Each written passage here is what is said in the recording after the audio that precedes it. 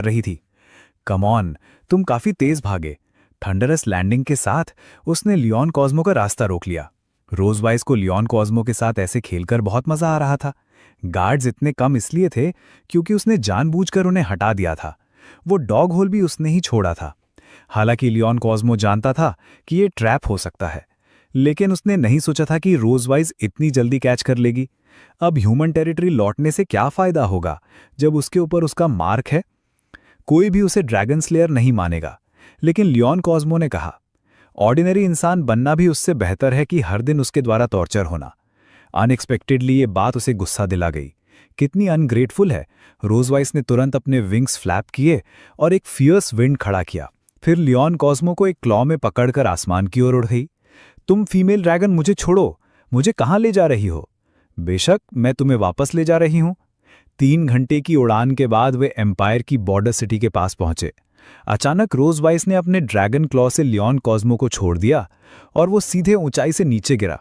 सौभाग्य से नीचे जंगल था जिसने उसका फॉल कुशन कर दिया, वरना वो पल्प हो जाता। वो फीमेल ड्रैगन सचमुच विशेष है। लियोन कॉस्मो जब उठा तो उसने नीचे टाउन में रोशनियां देखीं, जो सचमुच ह्यूमन सेटलमेंट था।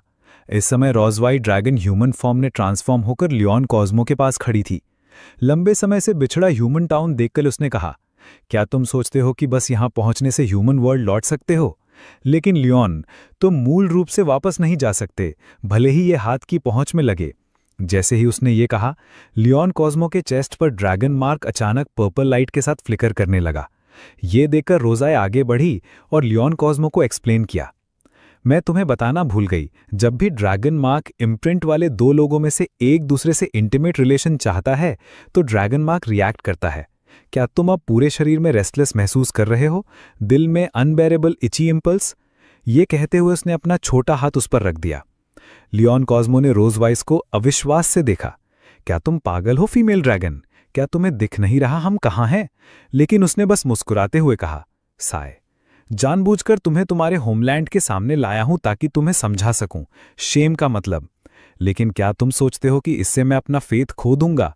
लियोन कॉस्मो ने गुस्से में रोजविस का हाथ पकड़ लिया और कहा, फिर भी मैं धैर्य से इंतजार करूंगा।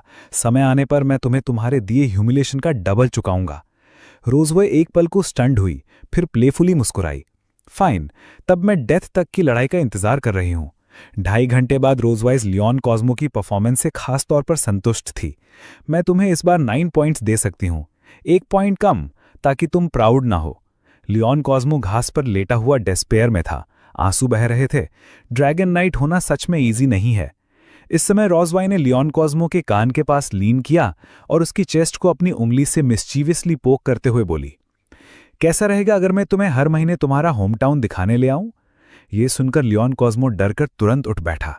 क्या मुझे नहीं पता तुम क्या सोच रही हो फीमेल ड्रैगन?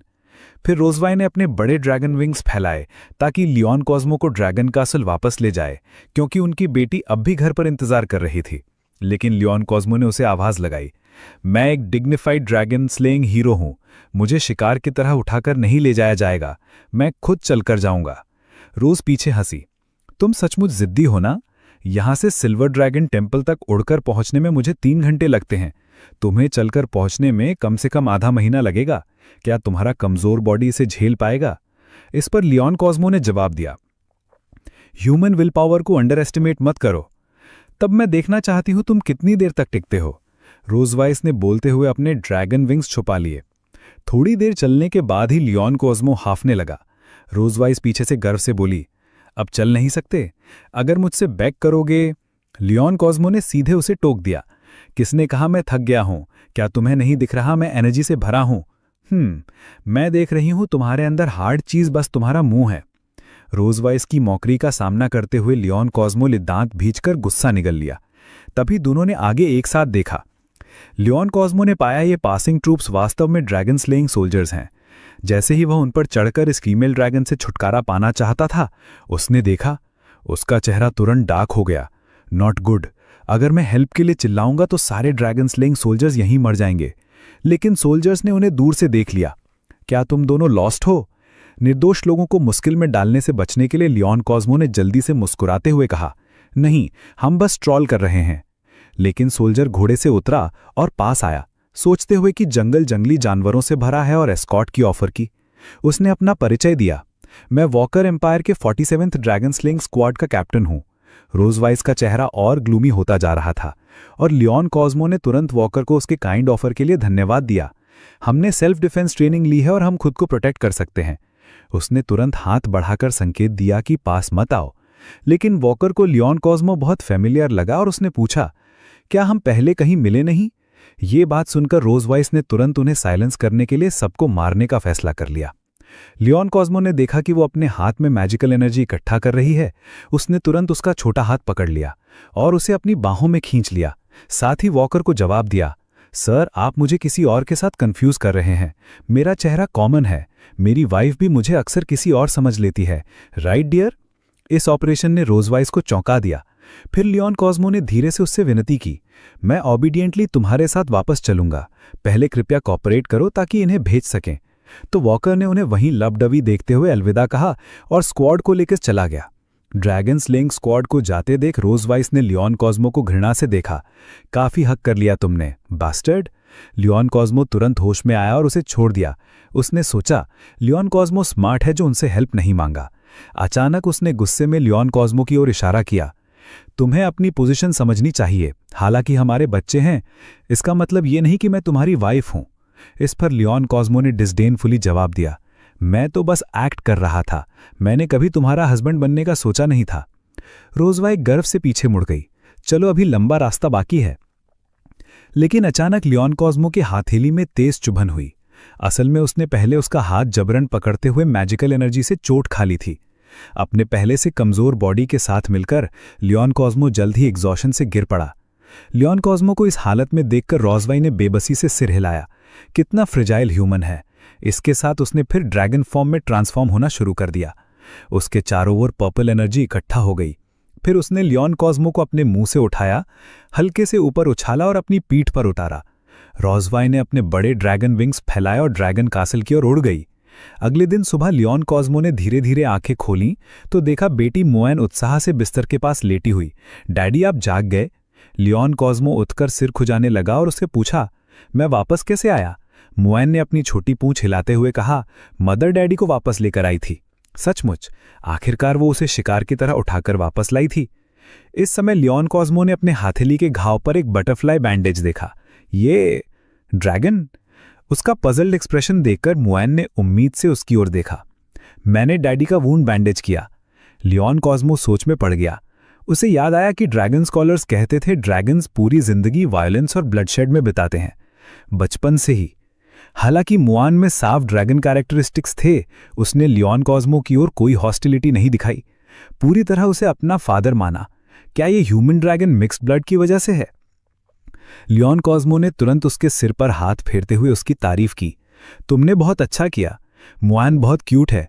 जब तुम बड़ी हो जाओ तो अपनी माँ जैसी मत बनना। अनएक्सपेक्टेडली ये फीमेल ड्रैगन ने दरवाजे के बाहर से सुन लिया। उसने नाखुशी से लियोन कॉस्मो से पूछा, मेरे जैसी बनने में क्या बुराई है? लियोन कॉस्मो ने तुरंत कहा, कुछ नहीं, तुमने गलत सुना। मोएन ने लियोन कॉस्मो का हाथ पकड़कर रोजवाइस को दिखाया। मदर, मोएन ने डैडी का वूंड बैंडेज किया, जैसा आपने मुझे सिखाया था। ये सुनकर उसने ठंडे स्वर में जवाब दिया, ये वो चीजें हैं जो तुम्हें करनी ही चाहिए। अनएक्सपेक्टेडली प्रेज ना मिलने के बाद भी मोएन ने डिसअपॉइंटमेंट नहीं दिखाई। Yes mother. लगता है रोजवाइस सचमुच स्ट्रिक्ट मदर थी। तो लियोन कॉस्मो झुक गया और मोएन के सिर पर हाथ फेरते हुए कहा, कैसा है अगर डैडी तुम्हारे साथ गेम खेलें? तुम पहले गार्डन में जाकर छुप जाओ और जब तक मैं 100 गिनूंगा तब तक डैडी तुम्हें ढूंढने आएगा। मोएन ये सुनकर बहुत खुश हो गई। ग्रेट डैडी मोआन के साथ हाइड एंड सीक खेलने जा रहे हैं। फिर लियोन कॉस्मो ने गिनना शुरू किया, 1 2 3। मोआन ने कहा जैसे ही वो दौड़ी, ओ मेरे डैडी, वो धीरे गिनते हैं। जैसे ही वो दरवाजे से बाहर भागी, लियोन कॉस्मो ने रोजवाइस के साथ उनकी बेटी के एजुकेशन पर चर्चा शुरू की। उसने सोचा वे बच्चे के साथ बहुत स्ट्रिक्ट हैं, लेकिन रोजवाइस को यह नॉर्मल लगा। ड्रैगन्स हमेशा से ऐसे ही रहे हैं। बचपन से बच्चों के साथ स्ट्रिक्ट होने से स्ट्रांग वॉरियर्स तैयार होते हैं। लेकिन मोआन पूरी तरह से ड्रैगन नहीं है और वो इतनी क्यूट है, तुम कैसे बर्दाश्त कर सकते हो? अप्रत्याशित रूप से रोजवाइस ने कहा, क्यूट ड्रैगन्स के लिए डेरोगेटरी टर्म है। ये सुनकर लियोन कॉस्मो किसी तरह उलझ गए और वास्तव में कह बैठे, रोजवाइस भी क्यूट लग रही थी। लियोन कॉस्मो की इस बात से रोजवाइस का गुस्सा भड़क उठा। उसने लियोन कॉस्मो के कपड़े पकड़ लिए। तुम सिर्फ मेरे स्लेव हो, गुस्सा निकालने के लिए अपनी किस्मत मत आजमाओ। उसे इतना गुस्से में देखकर लियोन कॉस्मो ने सहज रूप से निगल लिया और उससे माफी मांगी। रॉसवाइस का गुस्सा तुरंत शांत हो गया। अच्छा है कि तुम समझते हो, मैं सिल्वर ड्रैगन किंग हूं और मुझे बहुत सारे पॉलिटिकल अफेयर्स संभालने होते हैं। बच्चे की देखभाल का काम तुम्हें सौंपा गया है। वैसे वो छोटी लड़की मुआन तुम्हें काफी पसंद करती है। जब लियोन कॉस्मो गार्डन में आया तो जितना सोचता उतना गुस्सा आता। क्या ड्रैगन किंग्स बच्चों की देखभाल नहीं कर सकते? ऐसा लग रहा था जैसे मैं एक ड्रैगन स्लेयर बच्चों की देखभाल के लिए पैदा हुआ हूं। इसी समय लियोन कॉस्मो ने अचानक अपने पीछे एक जानी पहचानी आकृति देखी। वो मुआन ही होगी। ये बच्चे अभी बहुत नाइव है, सोचती है मैं उसे ऐसे नोटिस नहीं करूंगा। लियोन कॉस्मो ने जल्दी से मुड़कर उसकी ओर इशारा किया। पकड़ लिया तुम्हें मुआन। लेकिन उसने लियोन कॉस्मो को ऐसे देखा जैसे वो बेवकूफ हो, और उसका रवैया पहले से बिल्कुल अलग था। लियोन कॉस्मो शर्मिंदा महसूस किए बिना नहीं रह सका। क्या ये बच्ची गुस्सा है? उसे लगातार अपनी ओर घूरते देख बिना कुछ बोले लियोन कॉस्मो ने सिर खुजलाया और मुस्कुराकर समझाया, मुआन माफ करना, तुम्हें इतना इंतजार कराया। वीप। लेकिन वो खत्म भी नहीं कर पाए और वो बिना पीछे देखे दौड़ गई। मुआन तुम्हें क्या हुआ? उसका पीछा करते हुए लियोन कॉस्मो वास्तव में उसका पता खो